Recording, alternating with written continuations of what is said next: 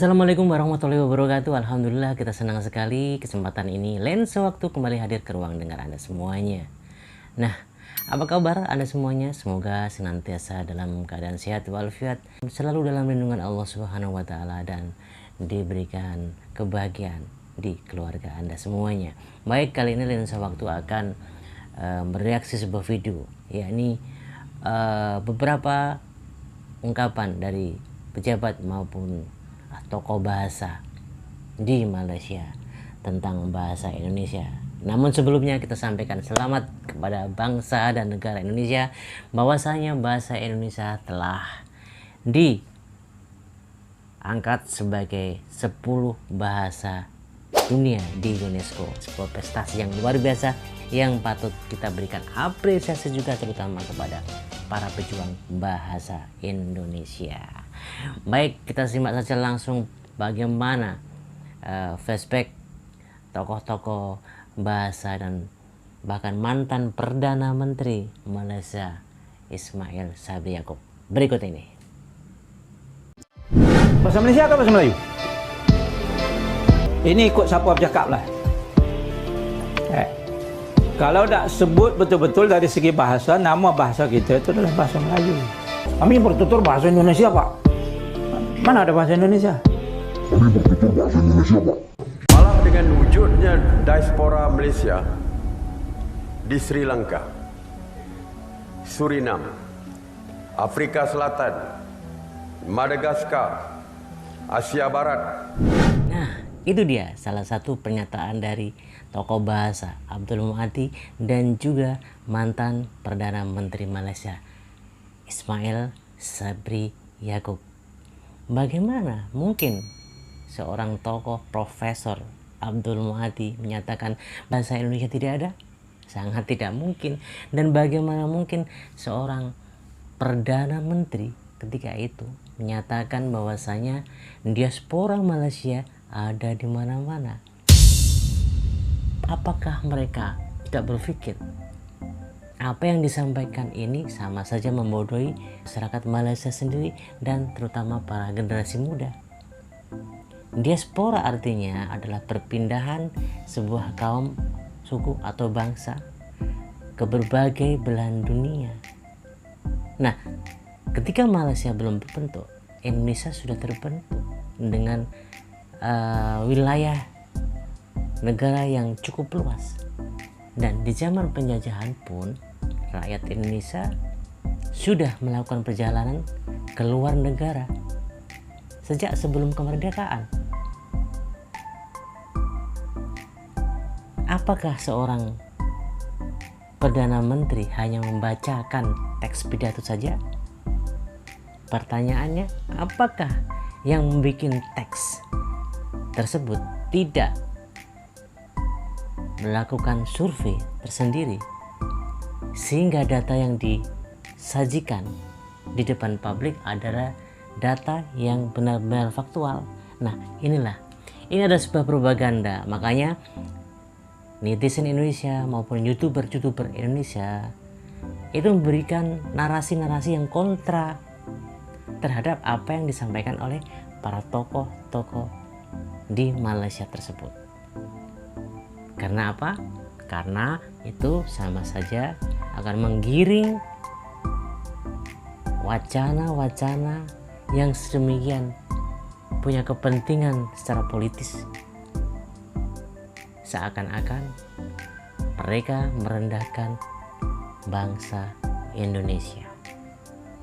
Itu menurut pendapat saya. Nah, jika Anda semuanya yang memiliki pendapat yang lain, silakan langsung saja disampaikan di kolom komentar di bawah ini.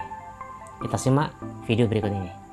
Namun jangan lupa subscribe agar video ini cepat berkembang bersama-sama kita semuanya.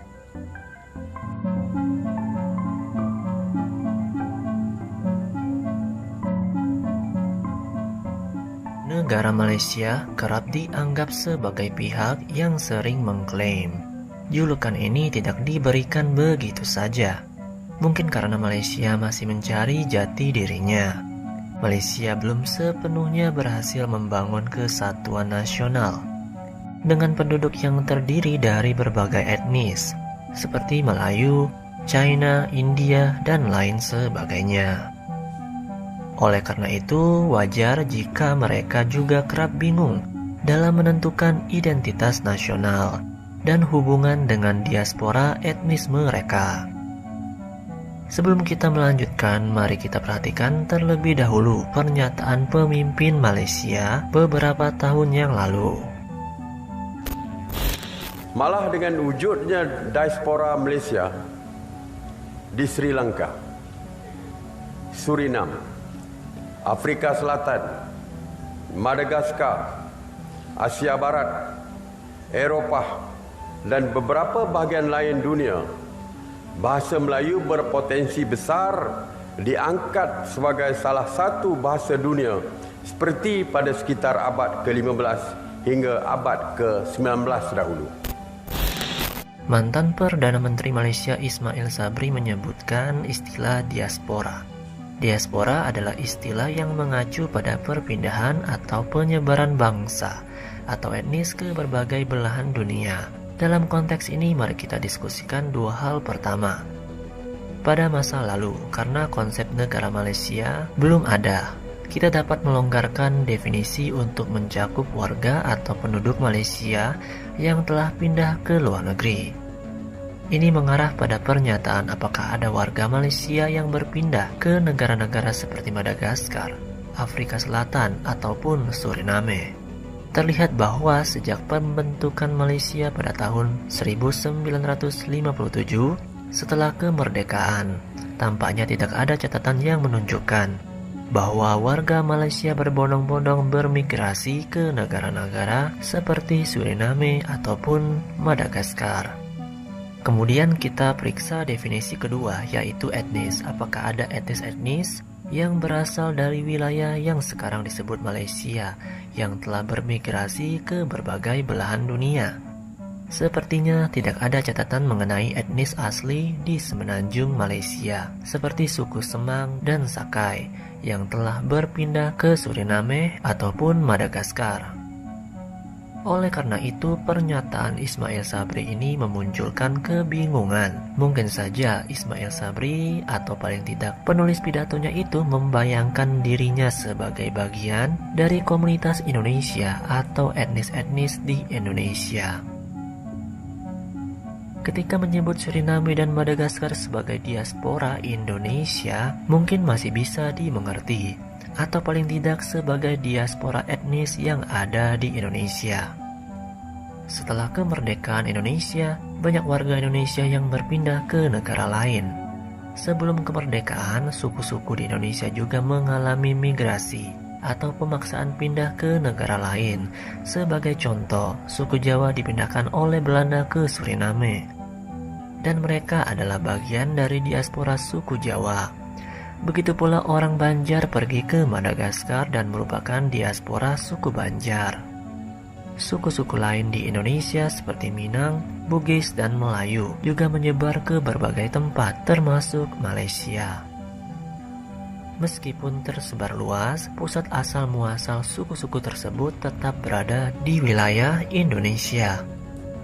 Jadi orang Minang di Malaysia, misalnya, sesungguhnya adalah bagian dari diaspora suku Minang di Indonesia, dan hal yang serupa berlaku untuk suku-suku lain di wilayah Indonesia. Kesalahpahaman Sabri mungkin disebabkan oleh ketidakmauan sebagian warga Malaysia untuk menerima kenyataan bahwa sebagian besar dari mereka merupakan keturunan migran dan berbagai wilayah Indonesia. Mereka terkadang merasa sebagai pusat peradaban Nusantara, padahal mereka hanyalah sebagian kecil dari keberagaman Nusantara. Beberapa di antara mereka tampak enggan untuk mengakui asal-muasal mereka.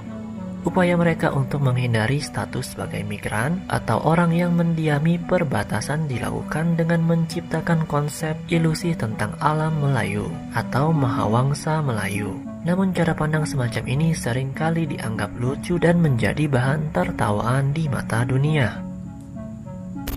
Saudara, saat ini saya tengah bersama dengan orang top Republik Madagaskar, Jenderal Richard Raputonderina, Menteri Pertahanan dan merangkap untuk sekarang ini sebagai Menteri Luar Negeri Republik Madagaskar. Gila kan jabatannya? Tapi yang lebih gila lagi, Bapak ini berbahasa Indonesia. Ya, selamat pagi Pak. Pagi Pak. Pagi Pak Jenderal. Pak Jenderal, mengapa bisa berbahasa Indonesia demikian bagus Pak Jenderal? Saya ini Pak, alumninya Sesko Angkatan Darat di Terus setelah itu Di Bandung Pak ya? Di Bandung Pak. Setelah itu pendidikan di Sesko TNI Ya. dan juga saya alumni Lemhanas Republik Indonesia. Tahun 2005. 2002 di Bandung, Ya. 2005 juga di Bandung di Sesko TNI, Ya. terus 2011 di Lemhanas di Jakarta. Ya. Ada nggak kecintaan khusus terhadap Indonesia yang membuat Pak Jenderal itu demikian tidak bisa lupa dengan Indonesia, khususnya bahasa? Khususnya bahasa. Ya. Republik Indonesia itu negara paling indah di dunia Pak. Tuh. Makanya jangan travel ke luar negeri, paling indah di negeri terus. Ya. Terus orang Madagaskar dari segi sejarah kan dikatakan punya keturunan dari Indonesia. Indonesia. Ya. Jadi ada kedekatan dari segi budaya, dari segi apa namanya pola hidup dan cara hidup. Pola hidup. Ya. Makan juga sama ya, yang dimakan Makan juga sama. sama sih. Ya. Kalau pop. Iya. Baik saudara, kita sebagai orang Indonesia tentu sangat bangga ada orang keturunan Indonesia, cinta Indonesia yang mempunyai jabatan sangat penting di negeri lain. Jenderal Menteri Pertahanan dan untuk sekarang ini menjabat juga sebagai Menteri Luar Negeri. Kita doakan Pak Jenderal jabatannya semakin tinggi ya. Amin. Berikut adalah contoh yang menunjukkan bahwa warga Madagaskar mengakui keturunan dari kelompok etnis Indonesia. Mereka juga tidak menguasai bahasa Melayu. Sehingga pernyataan Ismail Sabri itu mengenai hal ini sebagian besar keliru. Saat ini sebagian dari mereka bahkan dapat berkomunikasi dalam bahasa Indonesia setelah belajar. Hubungan antara Indonesia dan Madagaskar memang cukup baik. Itulah mengapa Jenderal Richard juga diundang ke acara G20 waktu itu. Yang mendalam kami sampaikan kepada Yang Mulia Presiden Republik Indonesia atas undangannya pada forum ini. Dampak perubahan iklim, sementara kontribusi kami terhadap emisi gas rumah kaca masih tidak signifikan. Itu dalam skala global. Patut kita acungin jempol bahwa banyaknya warga Madagaskar yang tertarik dan menyukai bahasa Indonesia. Bahasa Indonesia ternyata bukan saja sebagai bahasa yang menyatukan penduduk Indonesia, tetapi menjadi bahasa yang berjasa dalam perkembangan bahasa pada bangsa lain. Ya, demikian tadi sebuah video reaction yang menunjukkan bahwasanya apa yang disebut diaspora Indonesia itu real dan itu nyata, bukan sebagaimana yang diklaim oleh pihak Malaysia, sebagaimana diutarakan oleh Ismail Sabri Yaakob sebagai Perdana Menteri waktu itu, yang menyatakan bahwasanya seakan-akan diaspora Malaysia itu ada di mana-mana, padahal itu adalah keturunan dari Indonesia yang notabene adalah diaspora Indonesia. Kali ini Anda yang setuju dengan pendapat saya dan yang tidak setuju dengan pendapat saya, silakan. Ini adalah sebuah pendapat pribadi sebagai bukti bahwasanya kita sebagai warga negara Indonesia yang baik akan selalu mengcounter hal-hal yang akan merugikan bangsa kita sendiri sebelum pemerintah melakukan hal-hal yang serupa. Itulah warga negara Indonesia. Nah, jadi Anda yang setuju dengan pendapat saya maupun yang tidak setuju dengan pendapat saya pribadi, silakan dikirimkan di kolom komentar berikut. Sekali lagi terima kasih atas semua dukungan, subscribe, like di Lensa Waktu. Saya doakan bagi Anda semuanya yang sudah subscribe, like, dan komen selalu mendapatkan keberkahan rezeki yang berlimpah, mendapatkan kesehatan, dan berbahagia bersama keluarga di rumah. Demikian, terima kasih. Ketemu lagi di lain kesempatan. Wassalamualaikum warahmatullahi wabarakatuh.